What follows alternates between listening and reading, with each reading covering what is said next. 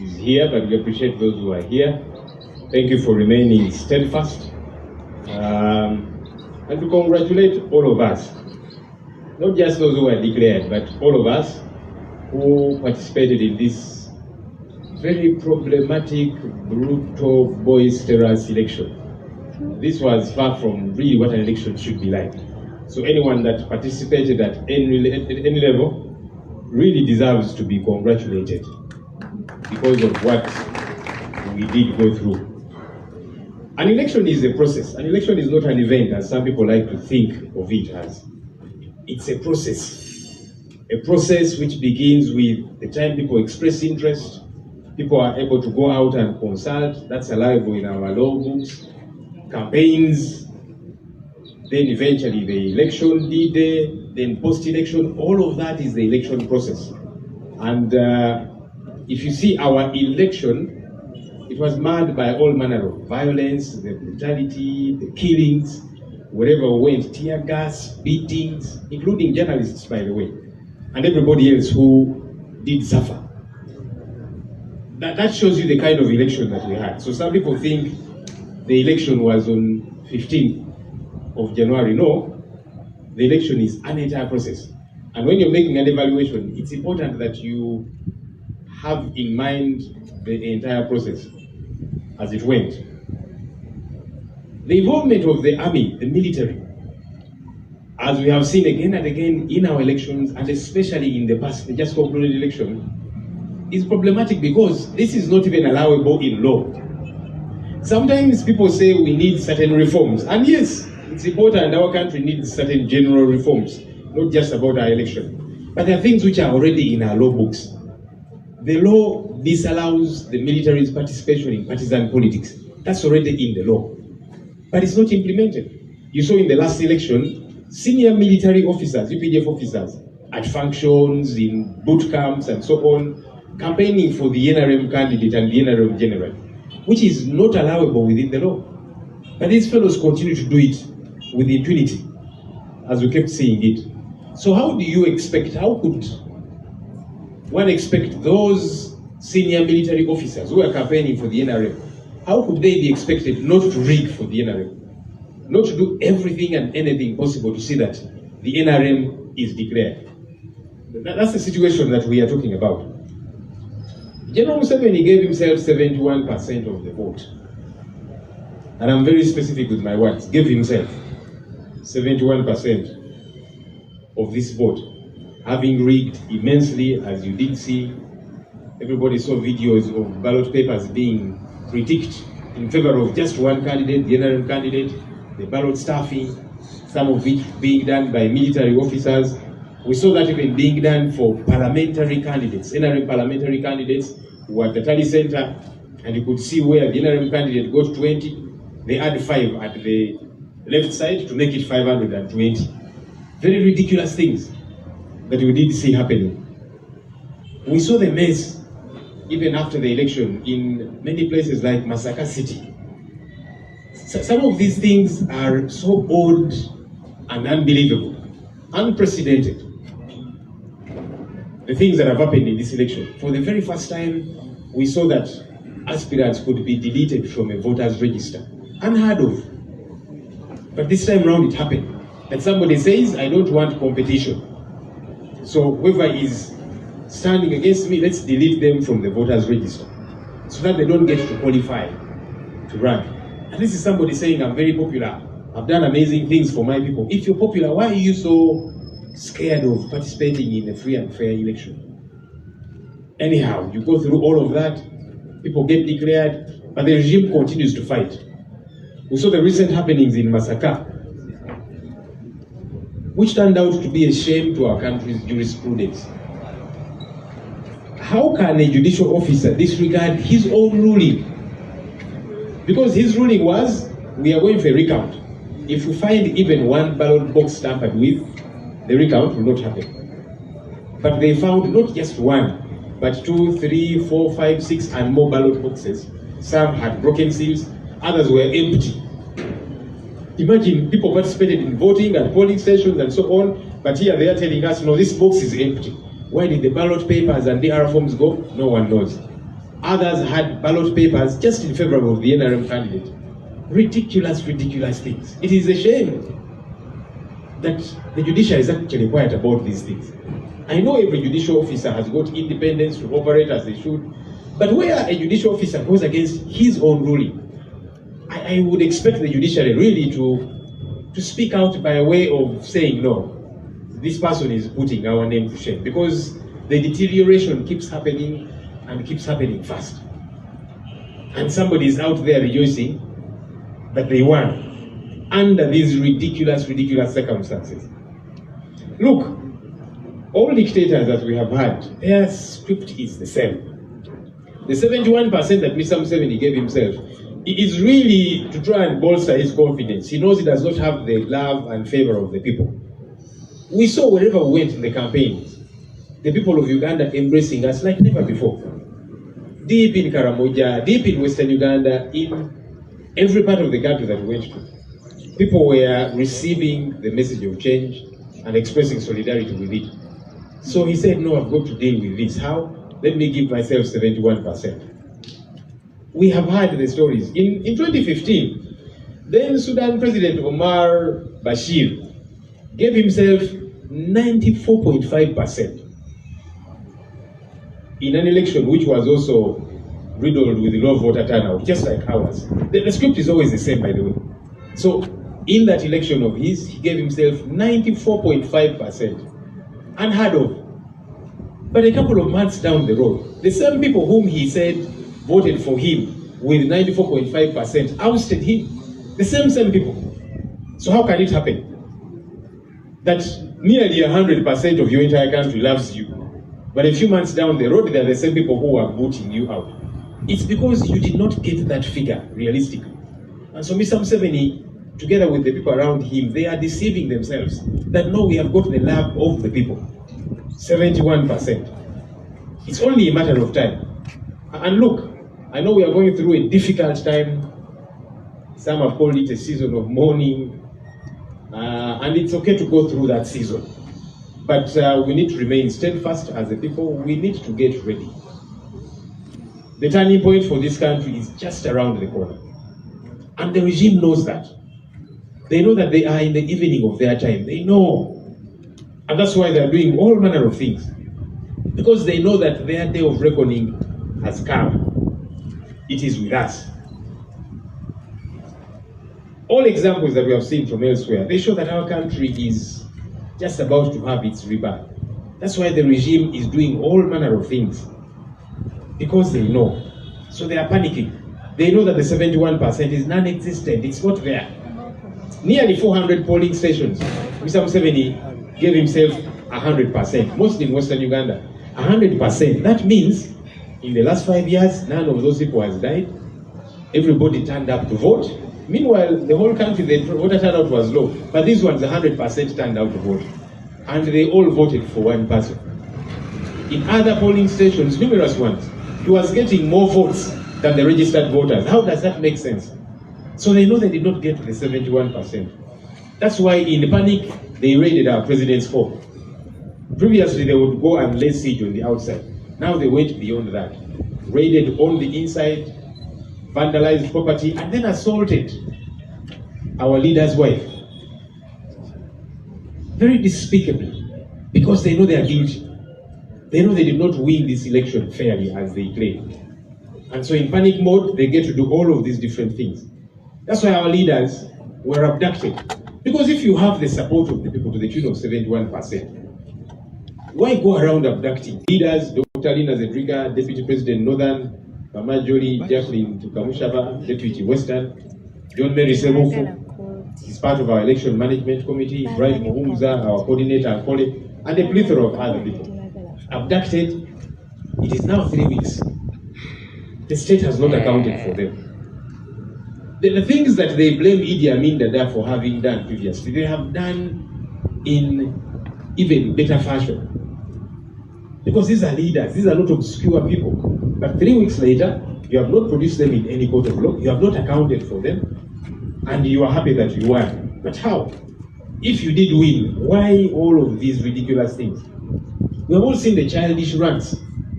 of Muwonge Kainerugaba, son to General Museveni. Very childish rants. Now I want to kill Kyagulanyi, I'm looking for him, to deal with him. And all of the ridiculous things he keeps typing. And the challenge is that this is somebody who wields power. Never mind that he's not deserving of the position he occupies, and he knows it. There are better generals than this one, but because he's the son to General Museveni, they give it to him as an award. And you see the manner in which he conducts himself. But the worry is that he wields influence. So he will command the military, now go and raid Kyagulanyi's home. Now beat up this one. Now let's put this one in the basement. And all of these different things. The shameless arrest of our agents. All of this is the panicky mode of the regime. It says it won, but it knows it did not win. So what do? Arrest agents, our supporters. Nearly 1,000 people were arrested over, actually. Different parts of the country, our agents, supporters, and so on. So if you have got support, why pick up agents of your opponents from polling stations? You also want the world to see that you won fairly and squarely. So let the agents be there, and then you get your 110% because you got more votes than the registered voters. So all this is the panic of the regime because they know they did not win. There are demands that we are placing. We are a registered political party. The law knows about us as a political party. We are citizens of this country. We are leaders in this country. And so we are placing these demands. We demand, number one, the stoppage of abductions. We are not requesting. It is a demand that we are placing as leaders, as citizens of this country. And we are demanding the release of all those who have been abducted. If you think they've committed any offense, why don't you produce them in court? So we are not requesting. This is a demand that we are placing, a demand that is allowable within the law. We hope that the regime will have some few people therein who will sober up. We know that the bulk of it is very problematic, but hopefully there will be some sober fellows therein who will say, but look, this year is not right. Let's deal with this. So it's a demand that we are placing. We are demanding a release of all political prisoners. They have arrested people since 2021, just concluded election, they have arrested people. We are demanding for their release. It's a legitimate demand that we are placing, and we hope that the regime will sober up. We still have many things we want to fight about. The way this election was conducted, and other issues, the state modus operandi. But even as we wait, even as we are quibbling over those issues, we want these demands acted upon with immediacy. And I know that sometimes the regime will say, okay, what will you do? Well, to give a new examples, Bashir gave himself 94.5%, but not long after, he was booted out. This regime is in the evening of its time, and they know. And so as the people, we have got to be emboldened. History is on our side, the law is on our side, and so we are making these demands. We hope that they will be sober enough to act upon them very quickly. We are calling on religious leaders. We are calling on cultural leaders, opinion leaders, to speak out regarding these matters. It's not enough for the religious leaders, as we hear them many times. They call on the people of Uganda, please be peaceful, and then they promote all these campaigns, I choose peace, and so on. It's not enough for you to demand already peaceful people to be peaceful when you are quiet about the wrongs that are being orchestrated by the regime. Surely religious leaders worth their salt. You should be speaking out against these ills. And we'd like to appreciate all those who are speaking out. And a number of religious leaders lately are speaking out. They're saying, no, this is wrong. The brutality is unacceptable. The raid on Magere is wrong. The vote rigging is wrong. Many more such voices hopefully can come through. Because this is no longer about just the National Unity Platform. Those who have been saying, so NUP, what are you doing next? It should be Uganda, what are you doing next? After this just concluded election. Mind you, even some folks within the NRM are crying foul that they were also rigged, that the military was deployed against them. When you have bad governance, it affects everybody, regardless which side of the coin you fall on. And so all of us should be concerned about these issues as a people, that we rise up and say enough is enough. Look, this regime obviously does not listen. But that does not mean we should stop speaking. That does not mean we should stop taking action, that we should stop demanding. They don't listen. They're very stubborn. They are obstinate. But we have seen more obstinate regimes that have eventually crumbled. More powerful regimes that have eventually crumbled. So let's play our part. All of us. Whether you're a politician or not. And by the way, you don't have to be a politician to speak out against these ills. Because it concerns you too. Don't wait for it to come to your doorstep. When somebody you know is also abducted, then you begin running around. We sometimes get calls from people who previously were ambivalent and they were saying we don't care about politics. They call us and they say, help me, my relative was abducted. You say, but you have been quiet all this while. Maybe if your voice had been added to ours, we would not get to where we are. So let's speak out, even when they don't listen. And there's numerous examples of us speaking out and they don't listen. But at least we get to be on record and history absolves us. In the most recent days, and I can share this example, people have been seeing what's been happening to our country's airline, Uganda Airlines. The road, the corruption, the flight delays, the operational malfunctioning. And we said, look, in 2022, I was chairing Osase, and together with colleagues, we conducted an inquiry into Uganda Airlines. We found lots of corruption, incompetence, people hired right from the CEO, not qualified for the job, but they were regularly hired through the back door.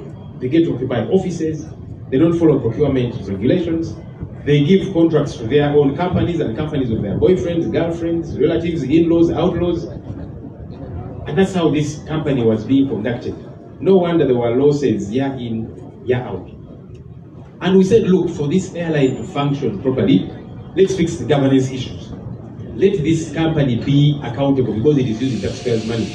Those who are engaging in corruption and misappropriation of funds, let them be called to order, let them be held accountable. And you saw some fellows were saying, no, Joe, it's because you're opposition, you don't like this government. And I said, yes, of course, I don't like this government because of its bad governance, but the issues we are raising here, the records, they're very clear. And people fought the report, as you remember, the speaker saying, you will not table it.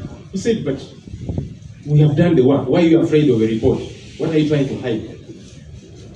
But the day of reckoning was around the corner. We said, look, if nothing is done, as sure as day follows night, this airline is going to suffer. It might even eventually crumble again. And here we are. Some of those who were saying, I am bad, I am biased, they are now the ones who have been saying, hey, how can I wait for my flight for 10 hours, for 24 hours? We told you so. But it's important that we were on record. So as a people, as opinion leaders, as political leaders, religious leaders, let's be on record. Don't say, but when we speak out, the regime doesn't listen. It is okay. Let's take them on nonetheless. They're not supposed to listen. They're not supposed to respond with ease. Ours is to do what we ought to do. Very briefly, ensonga zino mu Luganda,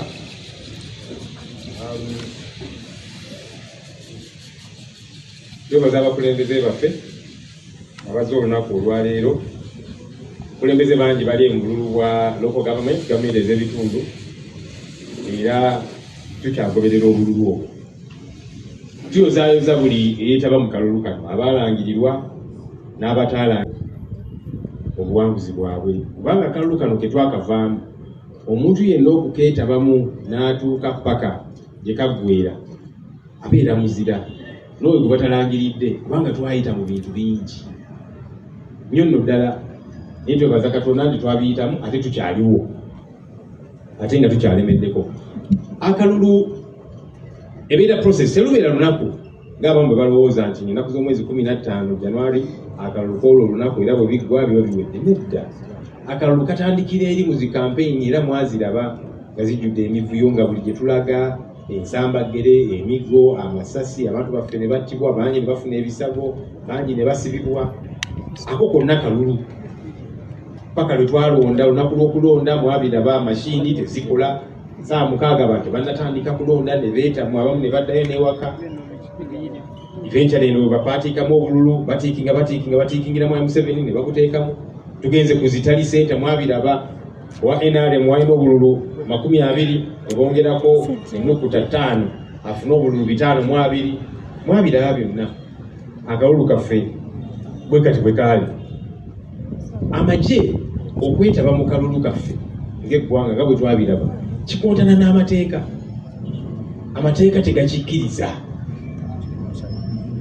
Naye mwabalaba nga bali ku mikolo abanene mu magye senior army officers n'akwata akazindaalo n'asabira Mwami Museveni akalulu.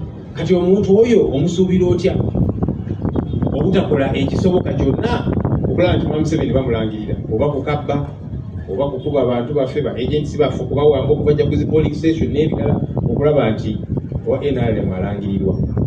Naye nga amateeka gakirambika bulungi. Waliwo bagamba nti of course twetaaga reforms. Yes, ng'eggwanga lyaffe tulina ebintu bingi bye tulina okulongoosa, amateeka, enfuga yaffe n'ebirala. Naye waliwo ebintu ebimu already ne mu mateeka mu ebiri. Kati amateeka tegakkiriza amagye kuyitaba mu byabufuzi, bya bukulembeze, ebya party politics.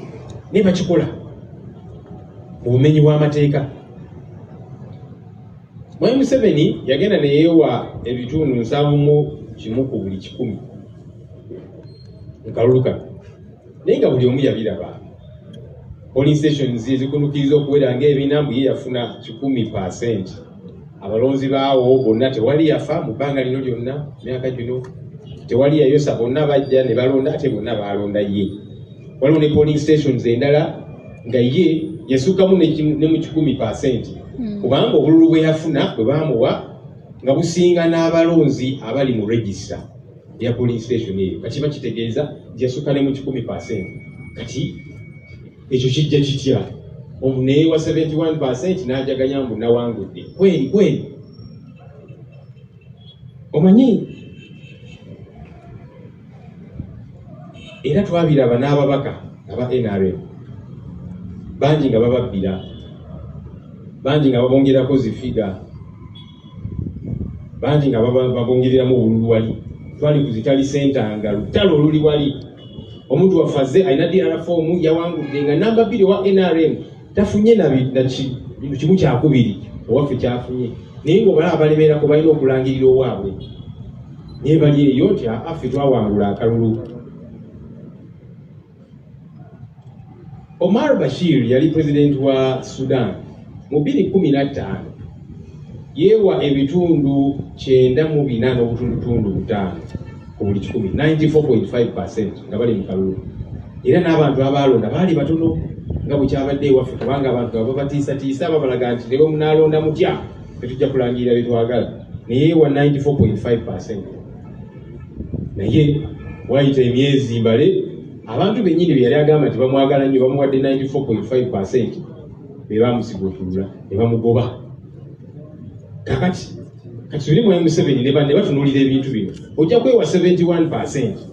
Naye abantu abajaganya bo baliwa? Lwaki abantu bali mu kiyongobero?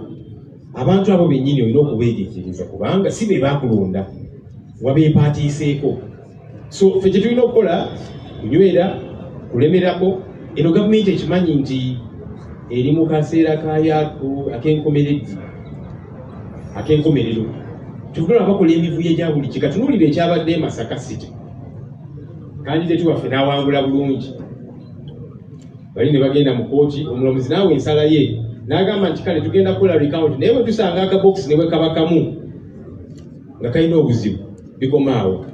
Bagenzeeyo basanze obubokisi si kamu, si bubiri, si buna, si butaano, si mukaaga. Kabungi obuliko emivuyo. Omusiiru nga zaakutulibwa, obulala nga bukalu. Abantu baalonda polling stations ezo, results ne zivaayo DR form weziri, naye box ezo nga zo nkalu. Ne weebuuza buno obululu buba butaddewa, DR form zino baazitaddewa. Box endala ne basanga nga obululu obulimu bwawa NRM yekka. Naye omulamuzi ono n'agenda maaso nti newankubadde bino mbisanze, nja kugenda maaso paka tukole recount. Ate nga ye yakawa ensala nti bwe tutasanga akabokisi ne bwe kaba kamu tetujja kugenda maaso. Ekitongole ekiramuzi simanyi lwaki kisirifu ku nsonga zino. Kyo tekiswala. Yesu omulamuzi alina okuba nga yeetengeredde okuwa ensala ye. Naye waliwo byolaba nti nedda kino nedda kibaswaza mwe temuswala. Mwakafuna ne Chief Justice omupya. Naye omuntu n'akola naawe ensala ye, naye ate n'akootana n'ensala ye. Ne musigala nga musirise. Ebintu bino byonna bikolebwa kubanga gavumenti eno ekimanyi nti eri mu kaseera kaayo ak'olweggulo. Kyovudde olaba bafunye akatengo, bali mu panic, buli bye bakola byonna kavuyo keereere, kubanga bakimanyi nti batuuse ku kisembayo. Kyovudde olaba bakola ebintu ng'okulumba amaka ga pulezidenti waffe. Edda bagendangayo ne beetoloola amaka ne babeerayo, n'eggulo ono kati bayingidde munda ne bamenya ne boonoona ebintu ne bakuba ne mukyala we. Kaniimagi, kubanga bakimanyi nti bannansi tebaabalonda okukola effujjo lino lyonna lyonna. Abakulembeze baffe bali mu kuwambibwa. Lina Zedriga deputy wa Northern, Jolly Jacqueline Kamusha deputy wa Western, John Mary Sebufu wakakiuka fake by'okulonda, Bright Muhumuza oyo mu ku bakoordinator baffe Mwankole n'abalala bawambibwa kati weeks zigenda kuwera 3. Tebamanyiiko mayitire. N'eno gavumenti egamba nti ffe twakomyawo enkola ey'amateeka rule of law. Nga mususe n'ebyo Amini bye yakola, kubanga batera okumenya Amini yatanga abantu n'abawamba n'akola atya. Kati mmwe kyanjawulo ki ng'omuntu atalina wa bulijjo mukulembeze weeks 3 family temanyi wa waali, balooyo tebamanyi wa kutandikira, tetumanyi oba mulamu oba ali mu mbeera ki. Kati batubuulira ebisaamu mugumya bannaffe abamu be baasiba bamusangayo eyo amagulu gaasanyala atakyatambula. Kati mumwina njawulo ki ne Idi Amin Dada gwe muvumirira? Abagamba nti mwe mwatereza ebintu, mulaba mwami Muhoozi ebintu byawandiika ku mitimbagano ebyekyanda ekito, naye nga musajja mukulu mukulembeze. Of course obukulembeze bwe baamuwa okudumira amagye tabugwanira, naye olwokubanga mwana wa mukulu ne bagamba tumuwe.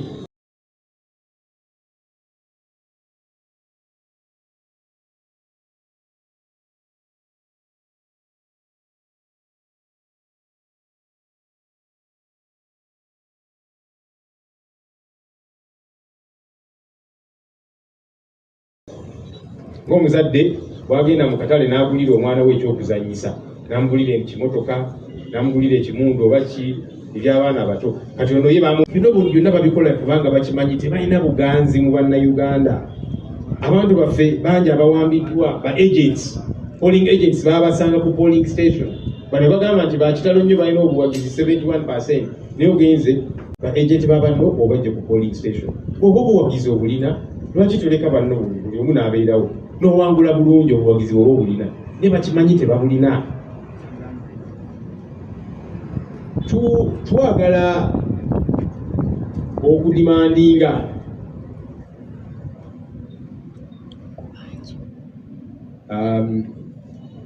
Sajjoni asinga okutegeera Oluganda Sematimba bwegire. Demanding kyeki mu Luganda?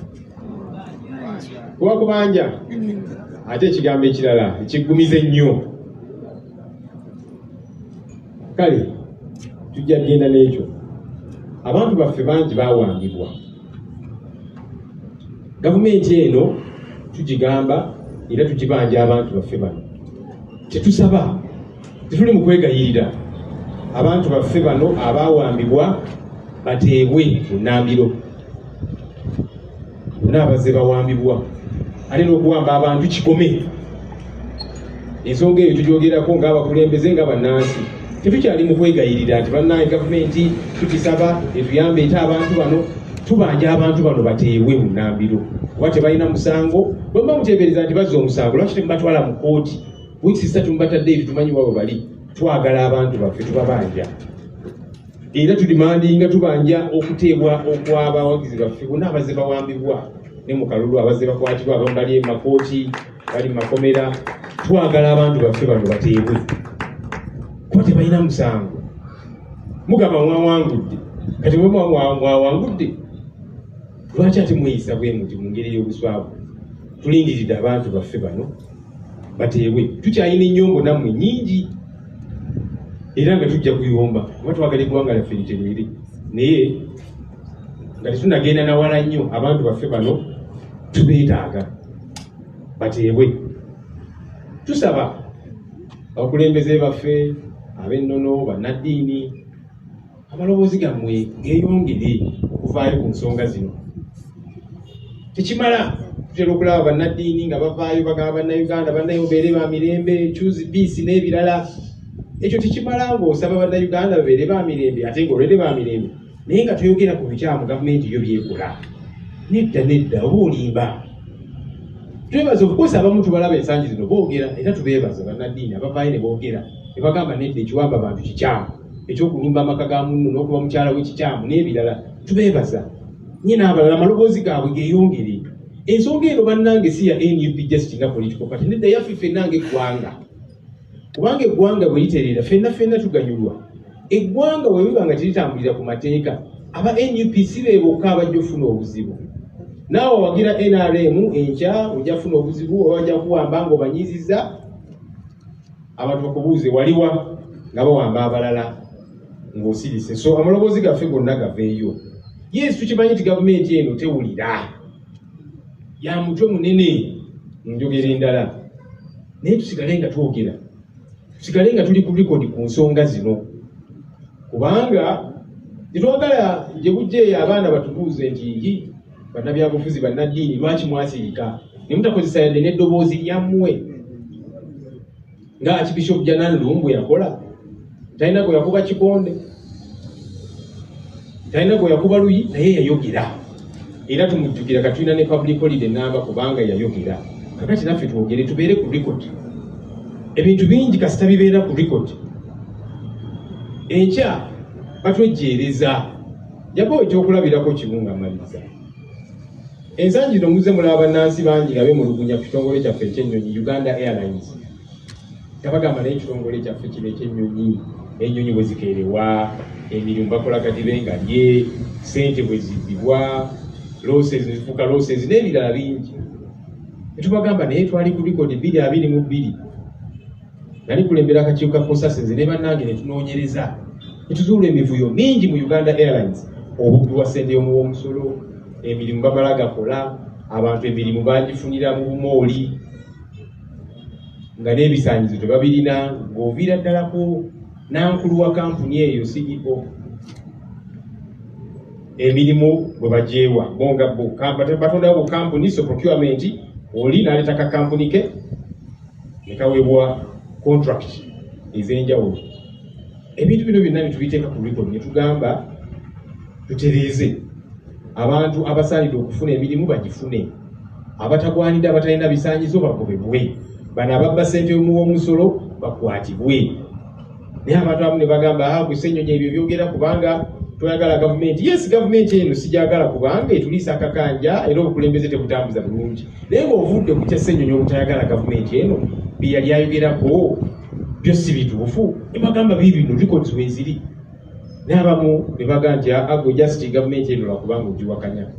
Naye kati abamu ku baali bagamba nti nze nakyekubiira kati be babadde boogera ku luno. Tubagamba ekirungi twali ku record. Oboolyawo ensonga zino singa twazitereeza ku luli tetwali tuuse wano. So kikulu ne tubeera ku record nga bannansi, nga abakulembeze, nga bannaddiini, nga abakulembeze b'ennono ne tubeera ku record nga twogera ku bikyamu bino ebigenda mu maaso.